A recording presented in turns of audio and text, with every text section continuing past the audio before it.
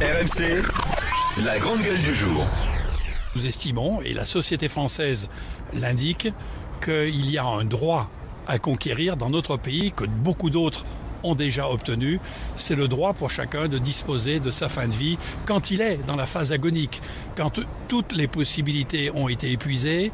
Et donc, c'est une solution qui est demandée par 89% des Français dans un récent sondage IFOP. C'est la volonté de tous les malades de pouvoir disposer de leur corps à leur fin de vie. Et je crois qu'il faut entendre cette demande-là.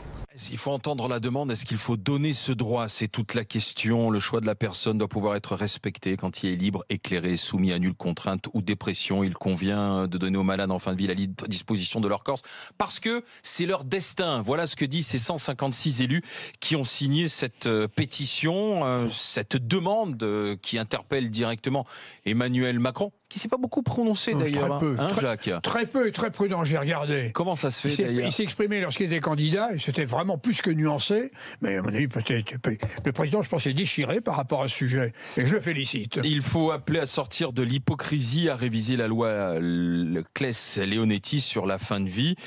Est-ce que vous êtes d'accord? 3216 rmc.fr pour en parler avec les GG. À vous de vous positionner, mes chères grandes gueules, David, Jacques et Fatima. Fatima, est-ce qu'il faut donner ce droit, oui ou non? Écoutez, là aussi, ça va être une bataille de mots. Parce que j'ai l'impression qu'avec les mots, ce que je veux savoir, c'est qu'est-ce qu'il y a vraiment derrière les mots. Par exemple, je lis « euthanasie active ». Et donc, tout à l'heure, tu me disais, oui, c'est par opposition à l'euthanasie. C'est moi passive. qui choisis le moment. Et donc, c'est de partir à la patresse, de passer dans l'au-delà, de dire au revoir. Donc, c'est un peu un autre mot pour dire suicide assisté. Si tu veux. C'est ça, parce qu'on se dit que euthanasie active, ça passera mieux, par exemple, chez les catholiques, que le mot suicide.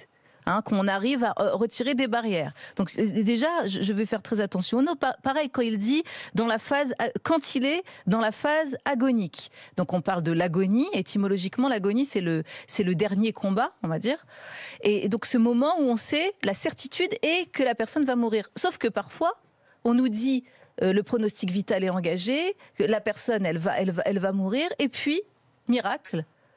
La personne, quelques semaines plus tard, même les médecins sont étonnés. Ça va donc. C'est quoi cette phase? Quand est-ce qu'on a la certitude que c'est vraiment la fin? Il y aura la question que je te pose, c'est toi. Non, mais moi, il y a plein de choses qui me posent problème. Non, mais d'accord, mais toi, est-ce que tu es pour qu'on vote? Est-ce que tu es pour qu'il y ait une loi? Est-ce que tu es pour qu'il y ait ce droit? En même temps, c'est ça, parce que les mots, c'est une chose, c'est ta conviction, moi, que je veux connaître. Moi, pour cette loi, je veux savoir qu'est-ce qu'il y a derrière la loi. Parce que quand ils me disent que tu es, par exemple, comme le mariage pour tous, on a donné aux homosexuels le droit de se marier sans que ça enlève un droit aux autres. Est-ce que tu es pour qu'on donne à ceux qui veulent choisir le moment de partir? Est-ce que tu es pour qu'on leur donne ce droit? Est-ce que tu veux l'avoir, toi, par exemple? Pour choisir, il faut être informé correctement. Là, on me dit, c'est une autre loi par rapport à la loi Claes-Leonetti. De 2016. On n'a pas fait le bilan de cette loi. On me dit non, ça va pas cette loi. Une autre. Parce que c'est une loi qui est pour les gens qui sont en fin de vie et dans les soins palliatifs. Et si tu veux, tandis que là, c'est par exemple pour Albert, souviens-toi de cette femme qui était dans une maladie incurable, qui savait qu'elle aurait à faire face à des douleurs qui seraient insoutenables. Elle est partie en Belgique et là-bas, entourée des siens. Elle a dit, c'est le moment pour moi est venu de partir. Soyons clairs. Aujourd'hui, c'est illégal de faire ça en France. Il y a plein d'éléments de langage, comme la notion de liberté, de choix et de mourir digne, qui font qu'on a envie de dire oui, mais bien entendu, c'est évident.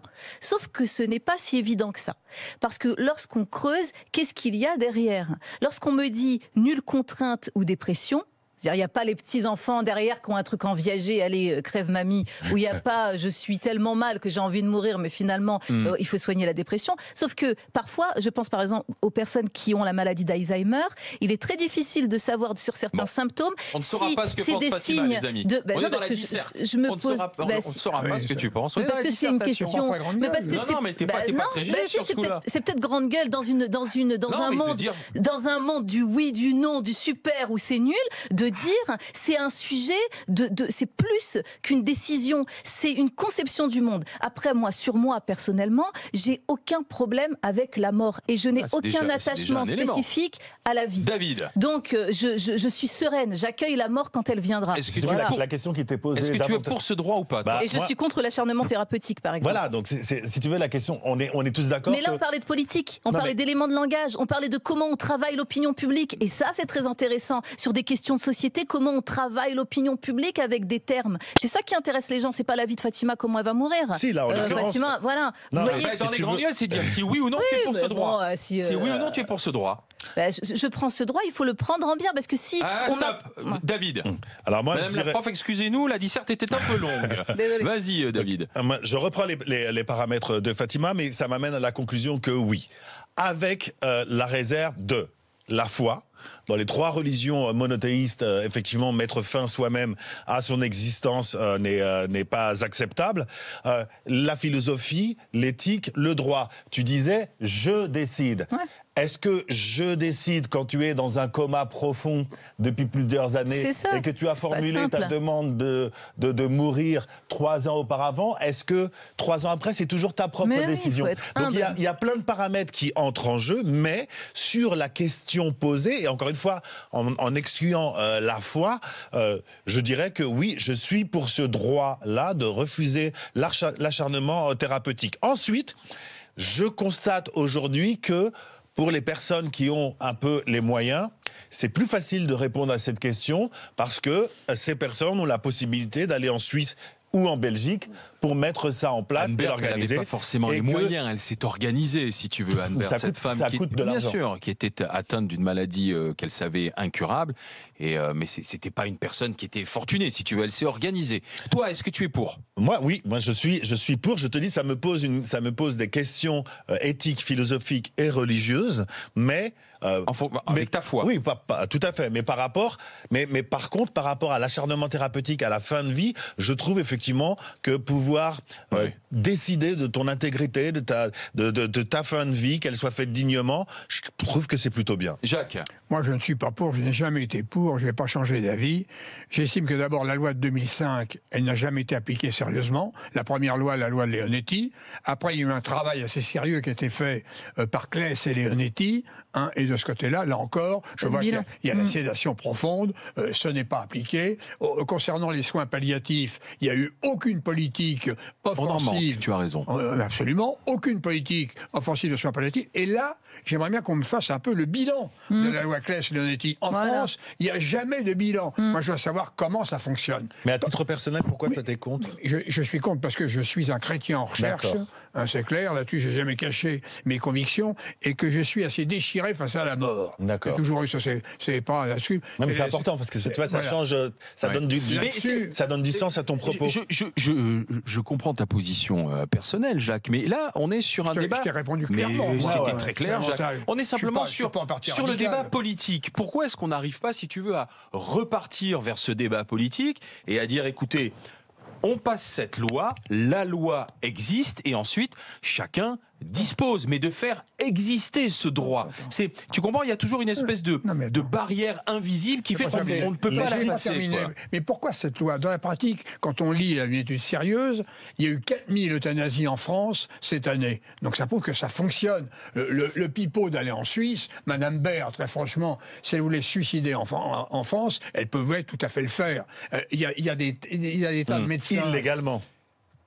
Illégalement. Mais ce que tu demandes quand tu arrives en fin de vie, tu as envie que ce soit dans un processus serein et légal. Un dernier point important, la clause de conscience pour les médecins.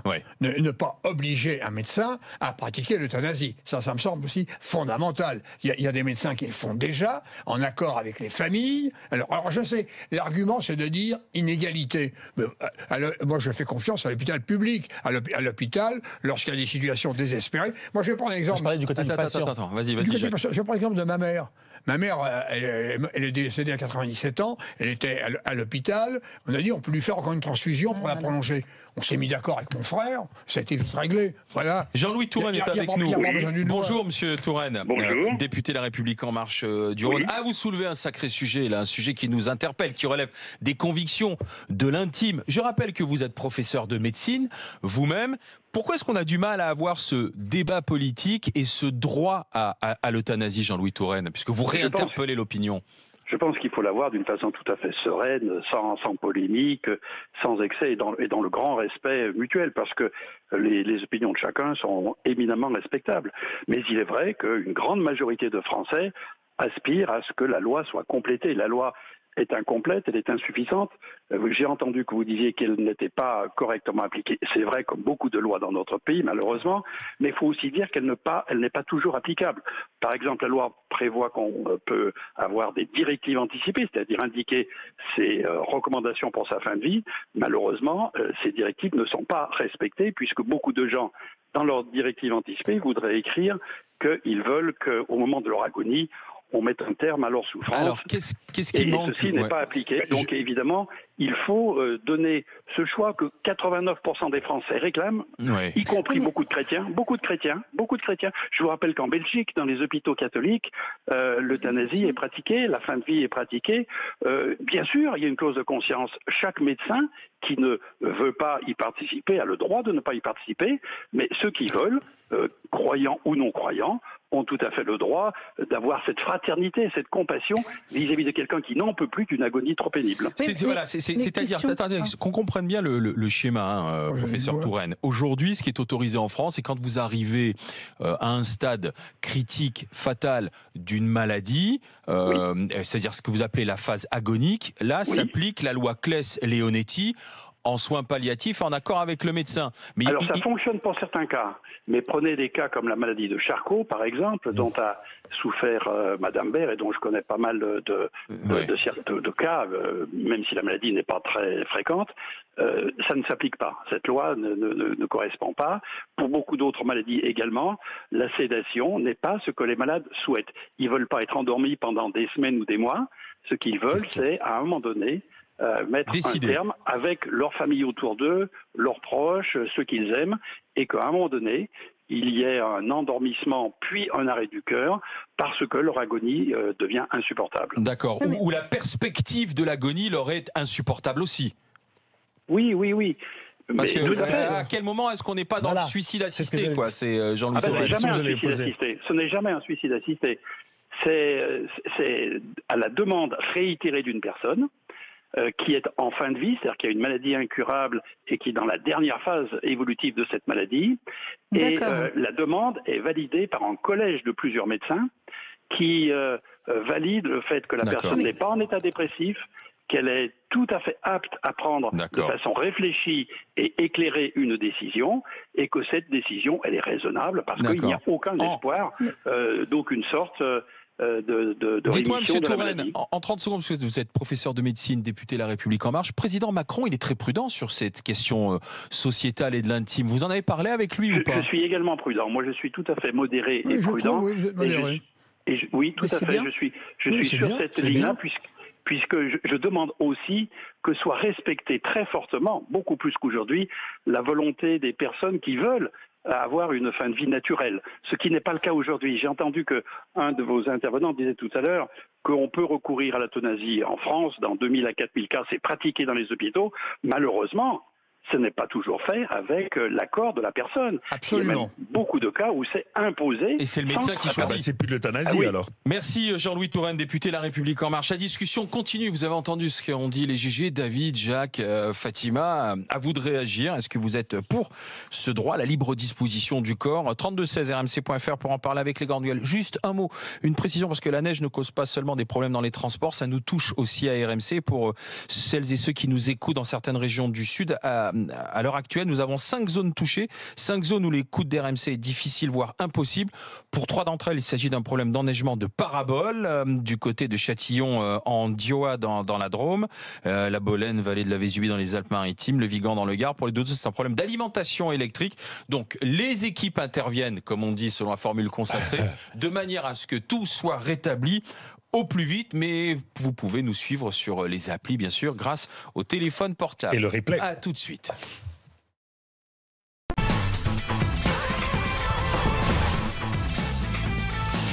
Les Les GG, les grandes gueules en direct sur RMC numéro 23. Vous avez entendu le professeur Jean-Louis Touraine. On est sur cette demande, cette tribune signée par 156 élus qui veulent qu'on donne aux malades en fin de ville la libre disposition de leur corps, de leur destin. Qu'est-ce que vous en pensez? Sylvie, bonjour. Oui, bonjour. Bonjour les grandes gueules. Comment vouliez-vous réagir, Sylvie? Dites-moi. Je vous adore. Ah bah, merci. Ça, vous êtes formidables. Bon, moi, je voulais réagir je suis pour l'euthanasie parce que j'ai un cancer du pancréas. Attention, pardon Sylvie, je vous interromps. Vous avez la télé ou vous avez la radio. Il faudrait que vous les coupiez avec la télécommande, voilà, parce que sinon ça va faire de l'écho. Donc vous avez un cancer du pancréas avec un pronostic qui en général est assez faible pour le cancer du pancréas, Sylvie. Oui, qui est assez bon, c'est aléatoire, quoi. On ne sait pas. Donc je suis sous médicaments depuis 4 ans, j'ai fait de la chimio, etc. Donc je ne me sens pas bien du tout et j'ai demandé, j'ai un formulaire dans lequel je demande l'euthanasie parce que je ne tiens pas à souffrir bêtement et à rester pendant des mois dans un lit pour rien. Donc vous voudriez avoir ce droit de partir, si je comprends bien, le moment où vous le décideriez, quoi, que ce ne soit pas le médecin qui décide pour vous. C'est ça, Sylvie. Voilà, exactement. Moi, je souhaite partir quand je souhaite, quoi. Et Sylvie, vous dites que vous avez rempli un formulaire en France. Vous avez rempli un formulaire peut-être qui refuse l'acharnement thérapeutique, mais c'est pas proprement dit l'euthanasie. Non, j'ai rempli ce papier contre l'acharnement thérapeutique, mais j'ai mis en bas, je souhaite l'euthanasie. D'accord. C'est auprès de qui vous l'avez rempli, ce formulaire de l'association pour le droit de mourir dans la dignité, la DMT, c'est ça? Ou à l'hôpital? Non, à l'hôpital de Versailles. D'accord. Vous en avez parlé déjà avec les médecins, outre ce formulaire? Ah non, pas spécialement. J'ai rempli 3 feuilles, une pour mes filles et une pour moi, pour l'hôpital. Alors j'ai 2 questions. La première, est-ce que quand vous en parlez avec vos filles, qu'est-ce qu'elles en pensent? Est-ce que qu'est-ce qu'elles pensent de votre choix? Et ma deuxième question, est-ce que vous avez un accompagnement psychologique lié à votre maladie, à ce que vous ressentez en ce moment? Non, j'avais commencé, mais on m'a mis sous antidépresseur. En fait, j'ai eu ce cancer après un divorce et que j'ai mal pris, bien sûr, normal. Et donc mes filles sont tout à fait d'accord. Mais après merci. Vas-y, Sylvie, baissez le son derrière pour enlever l'écho, s'il vous plaît. Pardonnez-moi d'insister, mais c'est vraiment pour qu'on puisse vous écouter et mieux vous comprendre. Deuxième question de Fatima. Après votre divorce, quand votre cancer est arrivé, vous n'avez finalement vous n'avez pas pu parler du tout. Vous n'avez parlé à personne. On vous a proposé des médicaments, mais votre parole n'a pas trouvé de lieu où se déposer du tout. Non. Ouais. Effectivement, j'ai rempli les papiers après qu'on m'ait demandé en sortant de l'hôpital. Qu'on m'ait fait remplir des papiers et là j'ai rempli comme quoi pas d'acharnement thérapeutique et en dessous j'ai marqué euthanasie si possible. David. Alors moi, Sylvie, je voudrais vous dire mon émotion particulière parce que vous m'avez entendu en début d'émission souhaiter un bon rétablissement à un membre de ma famille. C'est pour exactement les mêmes raisons médicales que vous. Cancer du pancréas et aujourd'hui tous les feux sont au vert. Donc je voudrais vraiment que vous continuiez, que vous gardiez espoir parce que c'est vrai que c'est pas souvent le cas lors du cancer du pancréas, mais je suis l'exemple vivant pour que ça existe. Donc il faut surtout garder espoir et il faut se battre. Voilà. Bah oui, c'est ce que j'essaye de faire. J'essaye de me battre, mais je suis épuisée. Épuisée par tous ces médicaments que j'ai. Et en fait, il y a des jours où je n'arrive pas à surmonter ça, quoi. Donc, je ne peux pas... Il faut vous faire aider, vraiment. Il faut vous faire aider. C'est très important. L'entourage, la famille, mais il faut vous faire aider. Écoutez, en tout cas, vous nous avez vraiment touchés et nous, on est là comme on peut et on vous soutient à 100%. Sylvie, j'espère déjà que passer dans les grandes gueules, ce message que vous a transmis David, ça pourra vous aider. Bon courage. Je vous envoie un t-shirt des GG si ça peut en plus vous donner un peu de force dans votre combat contre la maladie. Mais ce que nous a dit Jean-Louis Touraine tout à l'heure, c'est aussi de l'ordre du débat politique. C'est-à-dire que là, la tribune qui est signée, c'est déjà pour essayer de relancer le débat politique qui reste bloqué à cette loi Claes-Leonetti qui est très bien, qui a été une avancée, mais qui n'est pas parfaite. Or, qui n'est pas appliqué. Qui n'est pas appliqué. La question est de savoir déjà pourquoi, Jacques, on est dans ce blocage. Parce qu'on a des lobbies, notamment médicaux, qui sont pourtant, il est médecin, Touraine, qui sont importants à l'Assemblée nationale. Tu vois, pourquoi est-ce qu'on n'a de nouveau pas les députés qui s'en saisissent et qui donnent ce droit ? Tu parles de lobby, il y en aura un en moins. D'ailleurs, ça les arrange un peu aussi, c'est cette initiative. Leonetti a été battu aux élections législatives. Et chez les Républicains en particulier, et chez les centristes, le poids du professeur Leonetti est extrêmement important. Donc le fait qu'il soit absent de l'Assemblée nationale, ça fait déjà un lobby en moins, pour reprendre ton expression. Par contre, sur Touraine, je voudrais réagir sur un point qui est très intéressant et très positif. Il a dit qu'il y a aussi l'euthanasie qui est pratiquée à l'hôpital, et ça ne devrait pas être pratiqué. Je trouve ça scandaleux. Ce qui prouve que c'est le médecin à ce moment-là qui décide, si tu veux, entre les quatre murs d'une chambre. Et c'est pas sûr d'ailleurs qu'il en informe la famille. Dans mais bon, là, on est la volonté des malades doit prôner. On est loin de là. Je crois qu'il y a aussi. Il y a aussi une espèce de lien trouble, comme on le disait tout à l'heure, avec la religion et avec les trois religions monothéistes, qui font qu'on a du mal à poser le débat, parce qu'on n'est pas du tout on n'est pas seulement dans une question politique, on n'est pas seulement dans une question éthique, on est aussi dans une question plus ou moins religieuse et à une époque où on parle de laïcité, où il faut absolument tout séparer. Et je pense mais ça c'est ton choix. La personne qui est religieuse, la décision, elle est. Ce que je veux dire, c'est que je pense que si on a du mal à poser le débat librement. T'as vu, Jacques a assumé. Il a bien dit. Jacques a bien dit. Voilà, je suis chrétien. C'est la raison pour laquelle je. Et ça, c'est quelque chose qu'on a. C'est un débat qu'on a du mal à poser sous cette forme. Mais je me demande si, outre ce que pense profondément le président Macron, il a aussi vécu le clivage dans la société au moment du mariage pour tous. Et je me demande si relancer, si tu veux, c'est moins clivant ça. Un débat. C'est beaucoup moins clivant. Franchement, c'est moins clivant. Je suis pas sûr. Je pense que ça peut de nouveau soulever quelques passions et opposer les mêmes entre, si tu veux, un électorat peut-être un peu conservateur, catholique, et puis les médecins, parce que ça diviserait véritablement les médecins, Jacques. Le président Macron est pour la transcendance. Donc à mon avis, il est en train de réfléchir. En plus, il vient de réunir des états généraux qu'on laisse les travaux aller au bout. Il y a 6 mois de travaux qui sont prévus. États généraux de la bioéthique. De la bioéthique. Et ces sujets qui sont très importants vont être abordés dans le cadre des États généraux. Et surtout, travailler l'accompagnement, parce qu'on a beaucoup parlé des conditions des personnes en fin de vie, parce que moi, je veux bien qu'on nous dise mourir dignement, mais j'aimerais qu'on dise vivre dignement sa vieillesse. Parce que forcément, on a plus envie de mourir si on est abandonné comme ça dans l'EHPAD avec la même couche pendant des heures. Parce que là, c'est même plus des protections, on les utilise comme des couches pour aller plus vite, parce que les dames qui s'occupent, qui travaillent dans les EHPAD n'ont pas de temps aussi, autant de temps qu'elles aimeraient, même elles sont... donc il y a ça, et c'est le rapport à l'humain. Quelqu'un qui va avoir le sentiment d'être inutile socialement, d'être dégradé et d'avoir servi à rien, c'est la place de nos vieux dans notre société. Et les deux questions, elles sont ensemble, parce que pour parler du bien mourir, il faut aussi bien vivre jusqu'au bout. Jacques, le mot de la fin. Un témoignage important. Le couple Quillot, l'ancien maire de Clermont-Ferrand, rappelez-vous, il s'est suicidé. Il avait entraîné sa femme, ils se sont suicidés ensemble. Ça a foiré. Lui, ça a marché, et c'est lui qui souffrait. Elle souffrait un petit peu. Elle voulait accompagner son mari. Elle a vécu encore pendant 15 ans après. Elle est en pleine forme. Attention aux décisions hâtives. Restez avec nous pour reprendre la parole dans JG, vous tout à l'heure à 12h45, face à Jacques, David ou Fatima. Dans un instant, le match des JG.